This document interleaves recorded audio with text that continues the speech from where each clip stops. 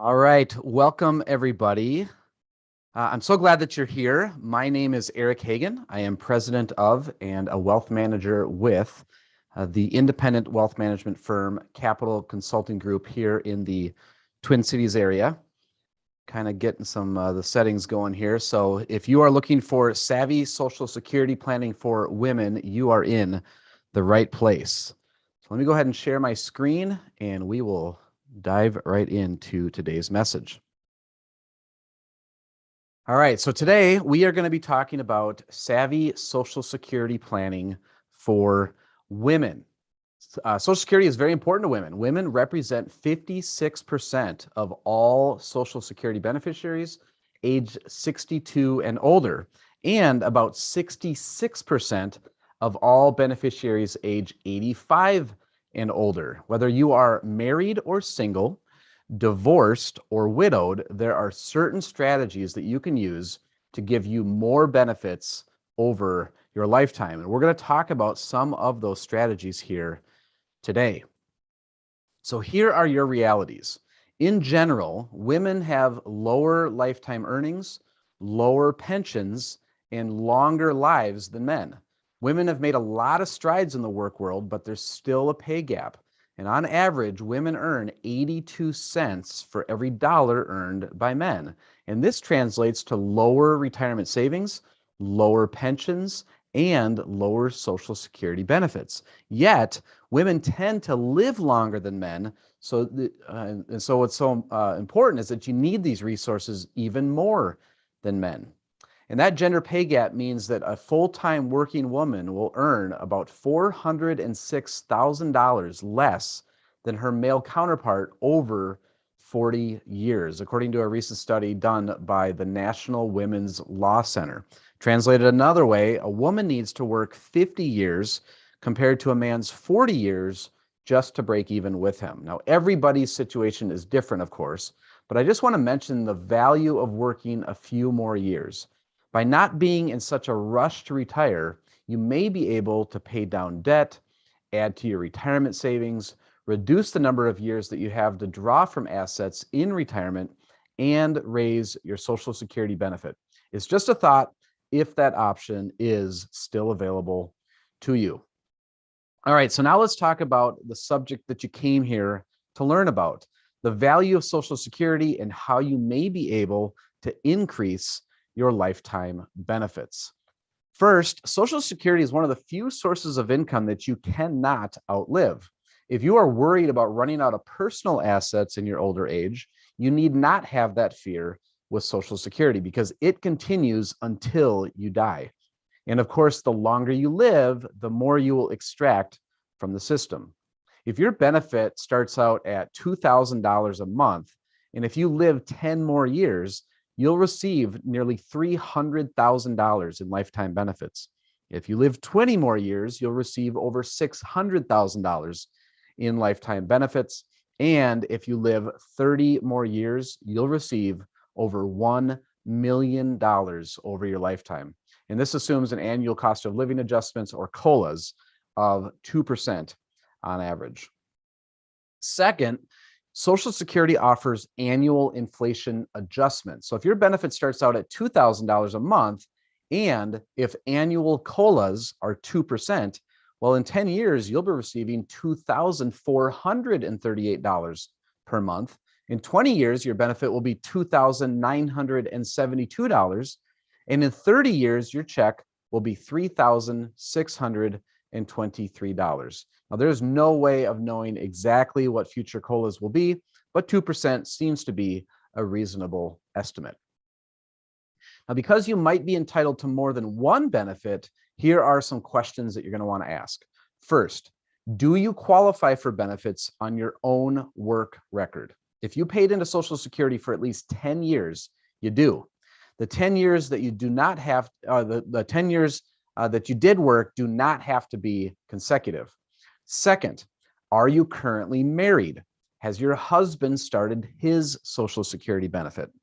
And then third, have there been any prior marriages? If so, and if you meet the requirements, you may qualify for benefits on a former husband's work record.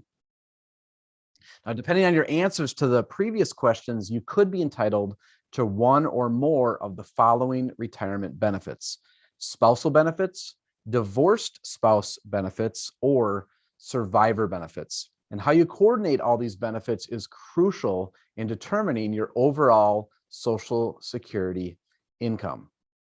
So let's pause for just a moment to define some Social Security terms that are very important. The first concept to understand is full retirement age. This is the age at which you may claim full, unreduced Social Security benefits. A lot of people think that age 62 when they think of age 62 when they think of Social Security. But if you claim your Social Security benefit at 62, it will be permanently reduced. To get your full benefit, you must wait until full retirement age to claim it. If you were born between 1943 and 1954, your full retirement age is 66. If you were born in 1960 or later, your full retirement age is 67. The next important concept to understand is your primary insurance amount. We won't go into the benefit formula today, but basically your benefit is based on your work history. The system uses your highest 35 years of earnings to calculate your benefit. The higher those earnings are, up to the annual Social Security taxable maximum, the higher your benefit will be. This is one reason we encourage women to work a little bit longer. If you've taken time out of the workforce to raise children or go back to school, there may be some zeros on your earnings record. If you keep working, you may be able to replace some of those zeros with higher earnings and then therefore raise your benefit. To find your primary insurance amount, just look at your annual Social Security statement.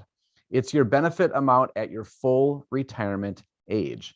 In this example, the benefit amount at full retirement age is $2,029 per month. And this is the primary insurance amount, or PIA.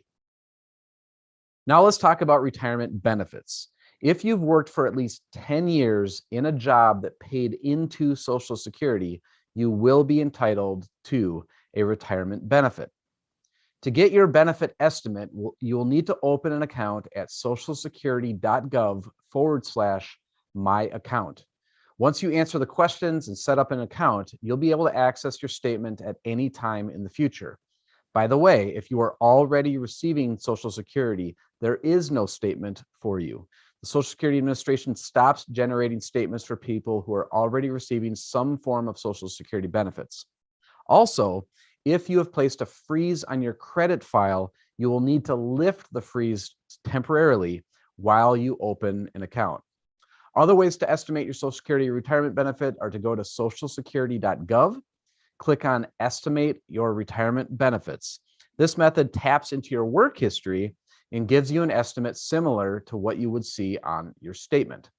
Another way is to go to one of the calculators on the Social Security website. And here you can see there's a link to go to. It's ssa.gov/planners/benefit-calculators.htm.